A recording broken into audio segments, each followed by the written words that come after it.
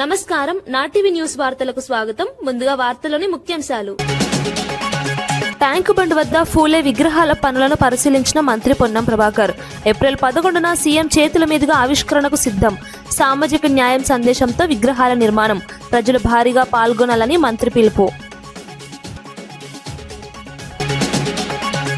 ఇప్ప పువ్వు ప్రాముఖ్యతపై ఎమ్మెల్యే అనిరుద్ రెడ్డి వివరాలు. ఆర్గానిక్ ఉత్పత్తులతో ఆదాయం పెరుగుతుందన్న వ్యాఖ్య. 10 లక్షల ఇప్ప చెట్లు నాటాలని సీఎంకు లేఖ. గ్రామీణ ఆర్థిక వ్యవస్థ బలోపేతానికి సూచనలు.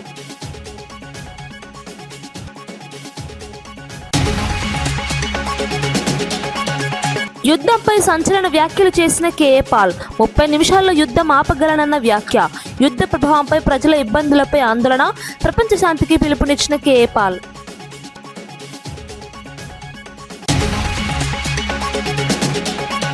అసెంబ్లీ నిర్వహణపై హరీష్ రావు తీవ్ర విమర్శలు.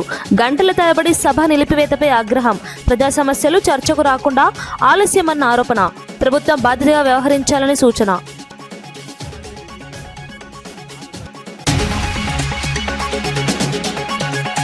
నెల్లూరు సమీపంలో గూడ్స్ రైలు పట్టాలు తప్పిన ఘటన.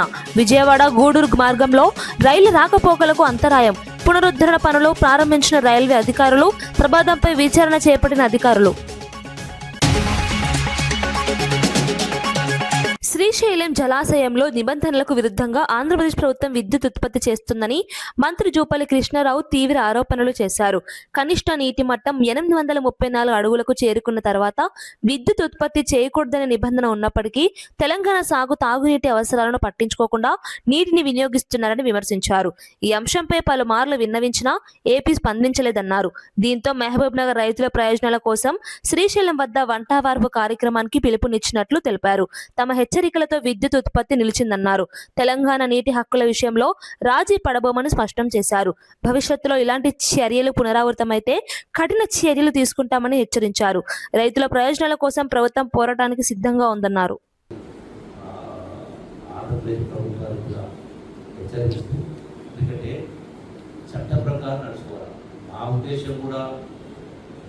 రెండు రాష్ట్రాలు కూడా ఏదైనా కూడా చట్ట ప్రకారం ఇప్పటికీ ఈ వాటర్ అలొకేషన్ సంబంధించి ఇంకా ఇప్పటికి కూడా కోర్టులో పెండింగ్ ఉంది. ఇంకా ఇదే విధంగా కూడా యాక్చువల్గా డిసైడ్ కాలేదు. సో వాస్తవంగా కృష్ణా జలాలని పరివాహక ప్రాంతాన్ని బట్టి ఆ ప్రపోర్షన్లో రేషియోలో డిసైడ్ చేసుకోవాలి అన్నప్పుడు 69% తెలంగాణకు వస్తుంది, 31% ఆంధ్రాకి వస్తుంది.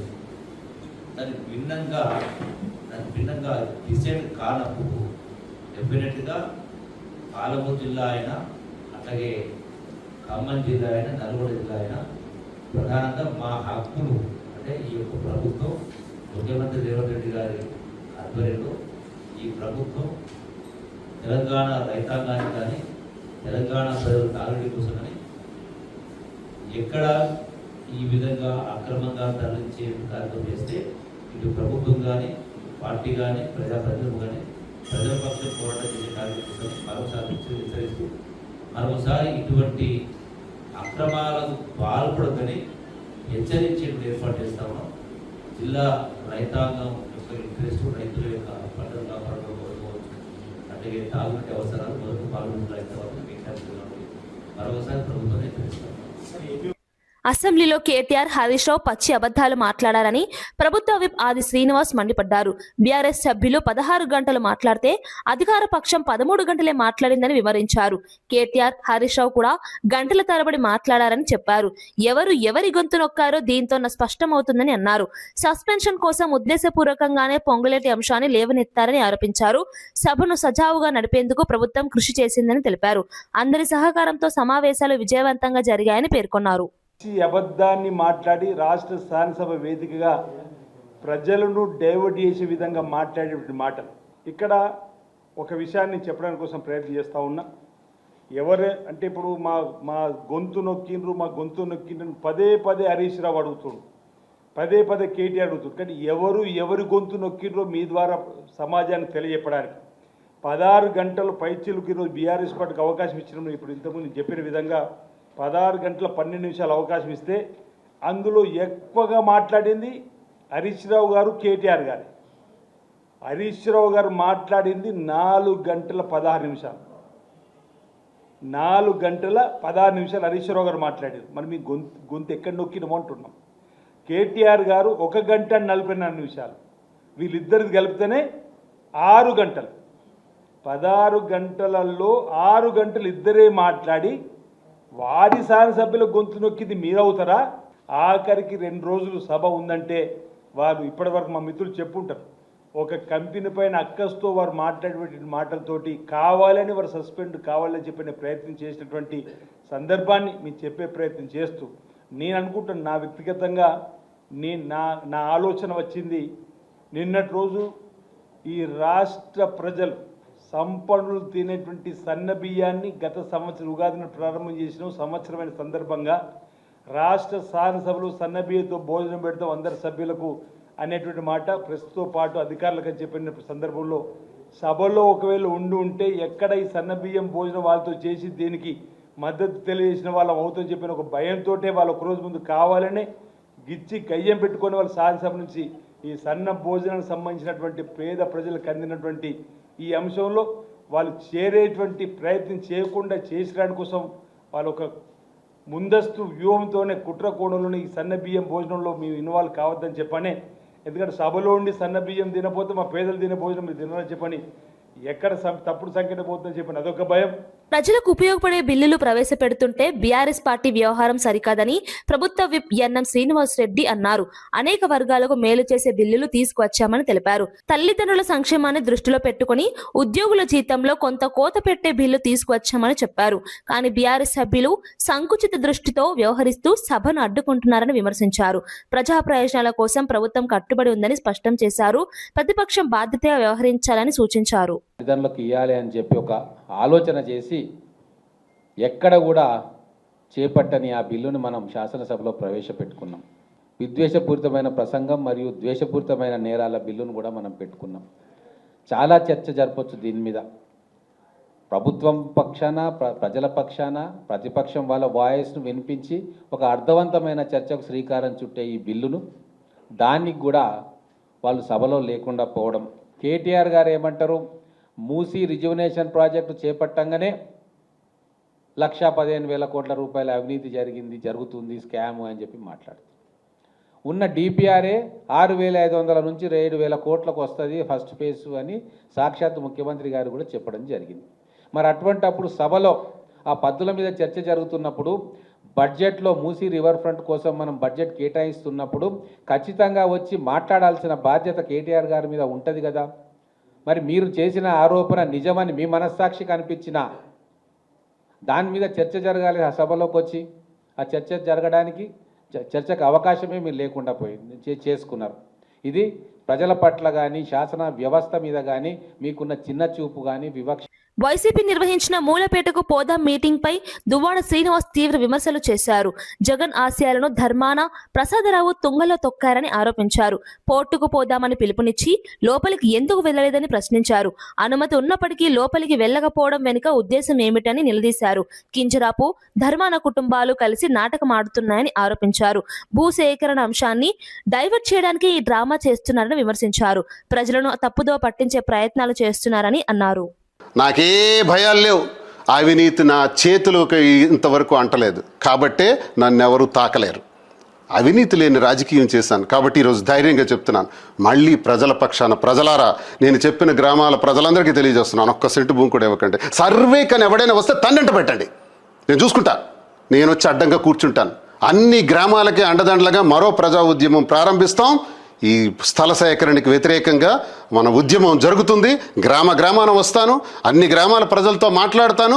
ఈ అధర్మాన ఈరోజు మీటింగ్ పెట్టి భూసేకరణ చెయ్యాలి, తద్వారా అచ్చెన్నాయుడికి రామ్మోహన్ నాయుడికి అపోజిషన్ పార్టీ ద్వారా మేలు చెయ్యాలని చేసినటువంటి ఈ ఉద్దేశంలో ఆట కట్టిస్తాను. ఈ టెక్కలు నడిబొడ్డులో వచ్చి ఆనాడు నువ్వు చెప్పావు థర్మల్ పవర్ ప్లాంట్ ఎవరైతే ఆపడానికి ప్రయత్నిస్తారో వాళ్ళకి రోడ్డు రోలర్ పెట్టి తొక్కేస్తానన్నావు. నువ్వే నలిగిపోయినావు. మేము ఆ పవర్ ప్లాంట్ని తరిమి కొట్టాం. ఇప్పుడు భూసేకరణ చేయాలనే ఉద్దేశంతో మోసపూరితమైన మాటలు చెప్పడానికి వచ్చావు. మళ్ళీ చెప్తున్నా, ఎలా భూసేకరణ చేస్తారో కూడా. కృష్ణా జలాల విషయంలో తెలంగాణకు అన్యాయం జరుగుతోందని మాజీ మంత్రి సింగిరెడ్డి నిరంజన్ రెడ్డి మండిపడ్డారు. కేంద్ర నిబంధనలకు విరుద్ధంగా ఆంధ్రప్రదేశ్ నీటిని తరలించుకుపోతున్నప్పటికీ తెలంగాణ ప్రభుత్వం చర్యలు తీసుకోవడం లేదని విమర్శించారు. గత 2 ఏళ్లలో ఏపీ భారీగా నీటిని వినియోగించగా తెలంగాణ మాత్రం అత్యల్పంగా వినియోగించుకుందని తెలిపారు. నల్గొండ, పాలమూరు జిల్లాలో పంటలు కీలక దశలో ఉండగా నీటి కొరతతో రైతులు నష్టపోతున్నారని ఆందోళన వ్యక్తం చేశారు. రైతుల కష్టార్జితం వృధా కావచ్చని హెచ్చరించారు. తెలంగాణ నీటిని వదిలిపెట్టి ప్రభుత్వం నిర్లక్ష్యంగా వ్యవహరిస్తోందని ఆరోపించారు. ఈ పరిస్థితిని తక్షణమే సరిదిద్దాలని డిమాండ్ చేశారు. రైతుల ప్రయోజనాలను కాపాడేలా ప్రభుత్వం చర్యలు తీసుకోవాలని సూచించారు. అది ఇంపోజిషన్ ఒక రకంగా మన మీద. పోనీ దానికి కట్టుబడైనా ఆ నీటి పంపకం జరుగుతుందా? ఏటా ఫైనల్ అవార్డు వచ్చే వరకు ఫైనల్గా నీళ్లు 2 ప్రాంతాల మధ్యలో సమవిభజన జరిగేదాకా, అర్హతను బట్టి విభజన జరిగేదాకా న్యాయబద్ధంగానే సూచించినట్లే వాడుకుంటున్నారా అంటే అది లేదు. బుల్డోజ్ చేసి వాడేసుకుంటున్నారు వాళ్ళు నీళ్లు. నీళ్లు వాడుకోవాలంటే ఇండెంట్లు పెట్టాలి, బోర్డు అనుమతి తీసుకోవాలి. శ్రీశైలం నీళ్లు వాడుకోవాలన్నా, సాగర్ నీళ్లు వాడుకోవాలన్నా. కానీ ఆంధ్రప్రదేశ్ రాష్ట్రం అవతల నీళ్లను యథేచ్ఛగా తరలించుకొని పోతా ఉంది. తెలంగాణ ప్రభుత్వం ఏమో చోద్యం చూస్తూ ఉంది.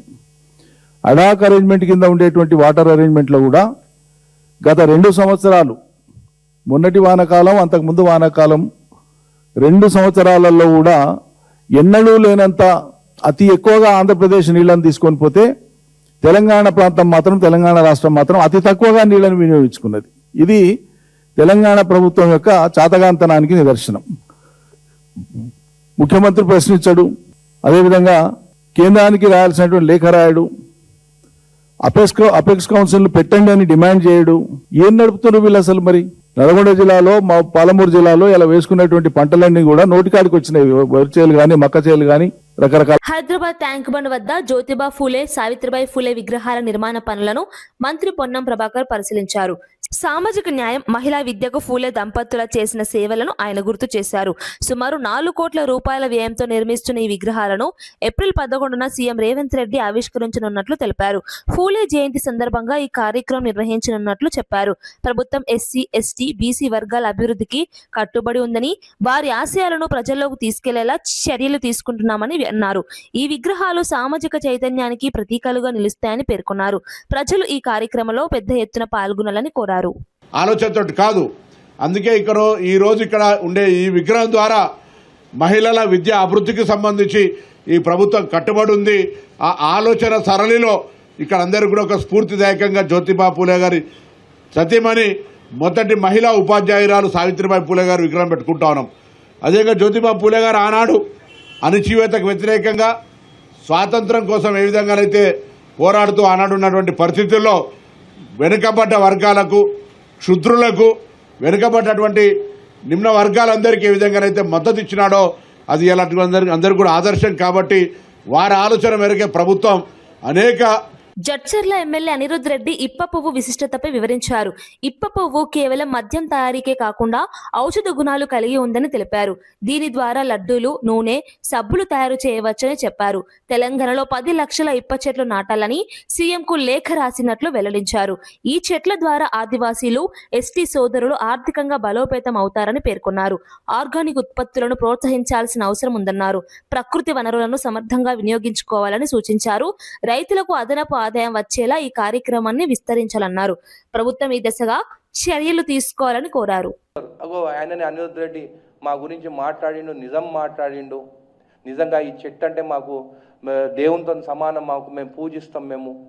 మాకు ఎవ్రీ ఇయర్ 4 months అని పువ్వు వస్తుంది. పువ్వు 70 రూపాయలు కేజీ లాగా వాళ్ళు అమ్ముకోవచ్చు, 30 రూపాయల నుంచి 70 రూపాయలు. ఇది ఒక నేను అనేది రాలిపోయిన పువ్వు నుంచి వాళ్ళలాగా చెట్లు కొట్టేసి చెట్లను ఎక్స్పోర్ట్ చేసి దొంగతనం పంపేమని చెప్పి నేను మాట్లాడతలేను. ఆంధ్రాలో చేసేటట్టు మీకు అందరు తెలుసు. గంధం చెట్లు అంతా ఎంత దొంగతనంగా చేస్తుండే, ఎట్లా చేస్తుండే, ఎంతమందిని ఫైరింగ్ అయింది అక్కడ అనేది అందరికి తెలుసు. నేను ఓన్లీ రాలిపోయే భూమి గురించి మాట్లాడుతున్నాను.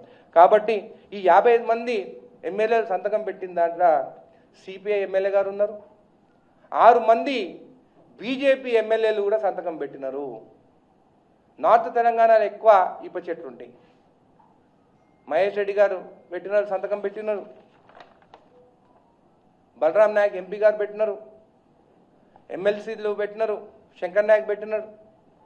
అందరూ సపోర్ట్ చేస్తాం. ఈ 10 లక్షల చెట్లు పెడితే నిజంగా ఫ్యూచర్లో next 10 years down the line ఆ చెట్లు పువ్వుతోని మనం పువ్వు కూడా ఎక్స్పోర్ట్ చేయొచ్చు. ఇప్పుడు లండన్లో, ఫ్రాన్స్లో మన పువ్వు ఇంపోర్ట్ చేసుకొని వాళ్ళు బాటిలింగ్ చేస్తున్నారు. పువ్వు ఎక్స్పోర్ట్ చేయొచ్చు. పువ్వుతోని మోడీ గారు చెప్పినారు మన్ కీ బాత్లో మవ్వా లడ్డు తినాలే ఎనర్జీ బూస్టర్ అని. ఈరోజు 1000 రూపాయలు పెట్టి పిల్లలు ప్రైమ్ అని చెప్పేసి ఇంపోర్టెడ్ ఆ ఎనర్జీ డ్రింక్స్ అని చెప్పేసి కెమికల్స్ యాడ్ చేసి అట్లాంటి డ్రింక్స్ తాగుతున్నారు. సో మన కల్చర్ మనం మర్చిపోవద్దు. ఇట్లాంటి మవ్వా లడ్డు కూడా ప్రమోట్ చేస్తే మరి నేను మాట్లాడిన తర్వాత మా చర్చలో ఆన్లైన్లో తెప్పించుకున్నారు మవ్వా లడ్డు. నాకు కూడా తీసుకొచ్చి ఇచ్చారు. నేను కూడా తిన్నాను, టేస్ట్ చేసినాను.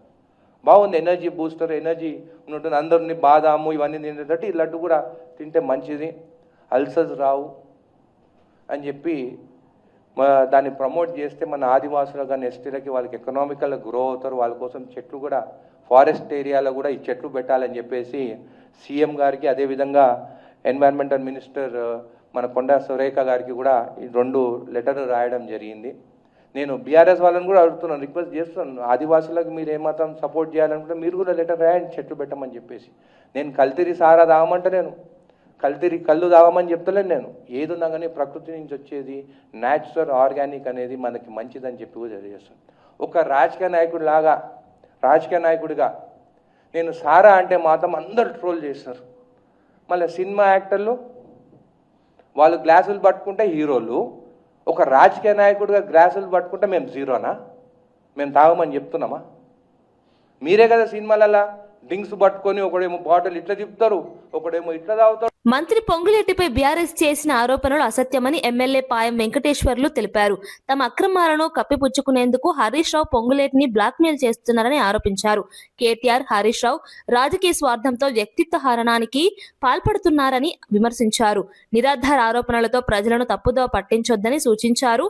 పొంగులేటిపై ఎలాంటి అవినీతి నిరూపితం లేక ఖమ్మం జిల్లా అంటేనే కమ్యూనిస్టుల ఉద్యమాల జిల్లాగా పేరుంది. అటువంటి ఉద్యమాల జిల్లాలో అతి తక్కువ సమయంలో అన్ని వర్గాల ప్రజల ప్రేమ అభిమానాలు పొందినటువంటి ఒక మంచి నాయకుడిగా మరి ఎదిగినటువంటి పొంగులేటి శ్రీనివాసరెడ్డి గారు అతి తక్కువ సమయంలో 2014 అసెంబ్లీ పార్లమెంట్ ఎన్నికల్లో ఖమ్మం పార్లమెంట్ సభ్యులుగా పొంగులేటి శ్రీనివాసరెడ్డి గారు గెలిచారు.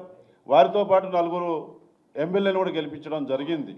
అంత ప్రజాదరణ ఉన్నటువంటి గొప్ప నాయకుడు పొంగులేటి శ్రీనివాసరెడ్డి గారు అని చెప్పేసి తెలియజేస్తా ఉన్నాను. అటువంటి మంచి నాయకుడి పైన, మచ్చలేని నాయకుడి పైన అసెంబ్లీ అంటే ఒక దేవాలయం, ఈ తెలంగాణ రాష్ట్రాన్ని, తెలంగాణ సమాజాన్ని, తెలంగాణ ప్రజల సమస్యల్ని చర్చించి పరిష్కారం చేసుకుంటూ ముందుకెళ్తూ దినదిన అభివృద్ధి చెందుతూ ముందుకెళ్తూ సమస్యల మీద చర్చించేటువంటి దేవాలయం లాంటి అసెంబ్లీ లోపల ఆధారం లేని నిరాధారమైనటువంటి కడుపు మంటతో ఇవాళ పొంగులేటి శ్రీనివాసరెడ్డి గారు మంత్రిగా ఉంటే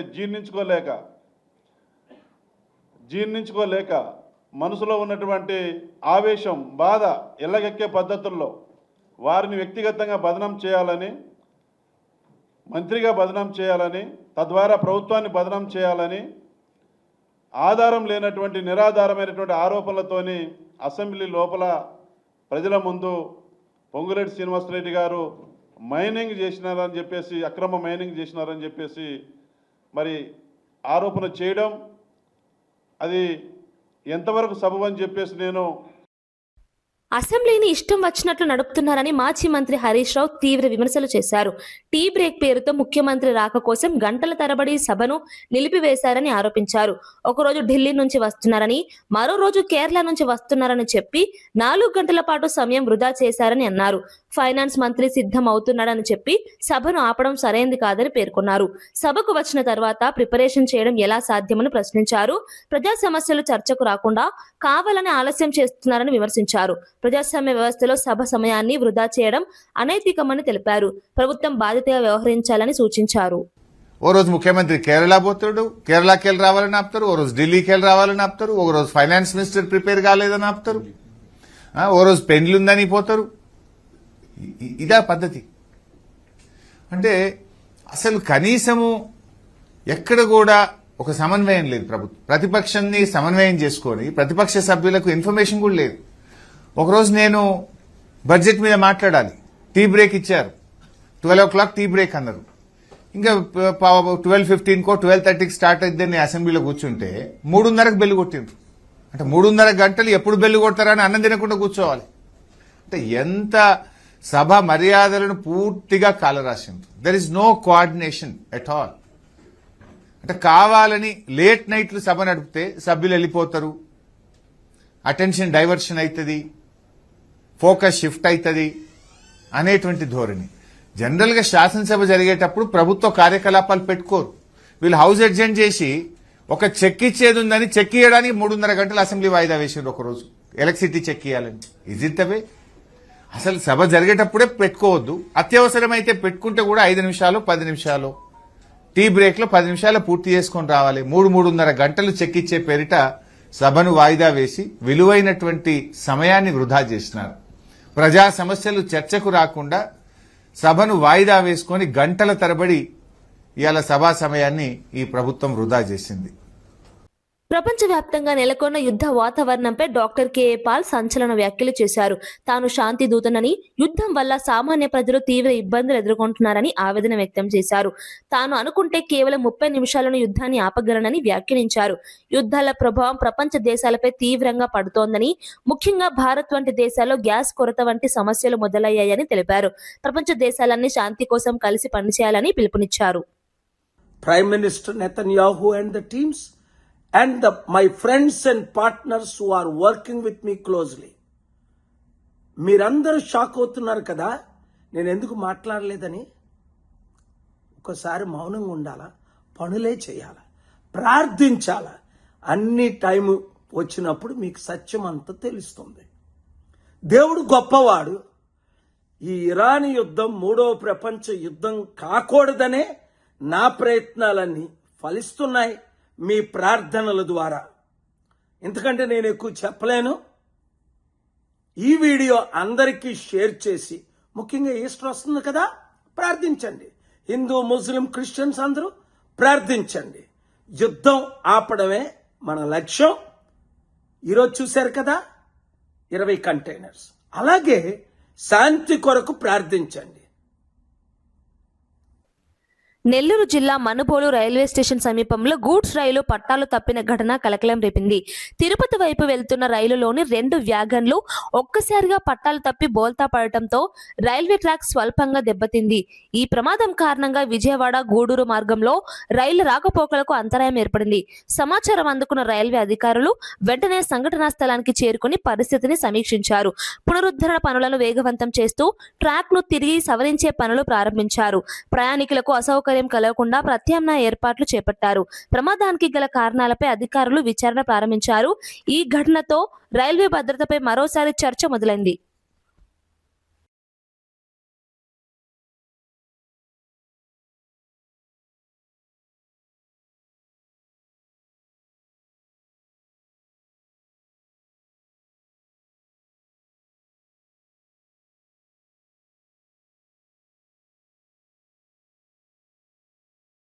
వార్తలు ముగించే ముందు ముఖ్యాంశాలు మరోసారి. ట్యాంకు బండ్ వద్ద ఫూలే విగ్రహాల పనులను పరిశీలించిన మంత్రి పొన్నం ప్రభాకర్. ఏప్రిల్ 11న సీఎం చేతుల మీదుగా ఆవిష్కరణకు సిద్ధం. సామాజిక న్యాయం సందేశంతో విగ్రహాల నిర్మాణం. ప్రజలు భారీగా పాల్గొనాలని మంత్రి పిలుపు. ఇప్ప పువ్వు ప్రాముఖ్యతపై ఎమ్మెల్యే అనిరుద్ రెడ్డి వివరాలు. ఆర్గానిక్ ఉత్పత్తులతో ఆదాయం పెరుగుతుందన్న వ్యాఖ్య. 10 లక్షల ఇప్ప చెట్లు నాటాలని సీఎంకు లేఖ. గ్రామీణ ఆర్థిక వ్యవస్థ బలోపేతానికి సూచనలు.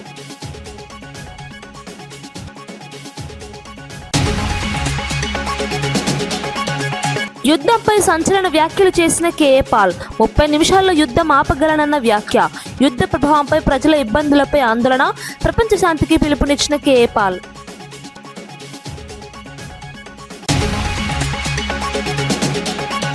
అసెంబ్లీ నిర్వహణపై హరీష్ రావు తీవ్ర విమర్శలు. గంటల తరబడి సభ నిలిపివేతపై ఆగ్రహం. ప్రజా సమస్యలు చర్చకు రాకుండా ఆలస్యమన్న ఆరోపణ. ప్రభుత్వం బాధ్యతగా వ్యవహరించాలని సూచన.